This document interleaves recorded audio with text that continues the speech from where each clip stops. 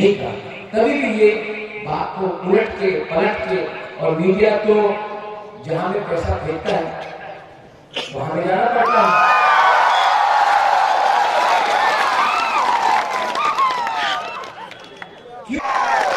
लेकिन ये एमएलए, ये मंत्री, ये एमपी का बच्चा कौन सा स्कूल में पढ़ रहा है?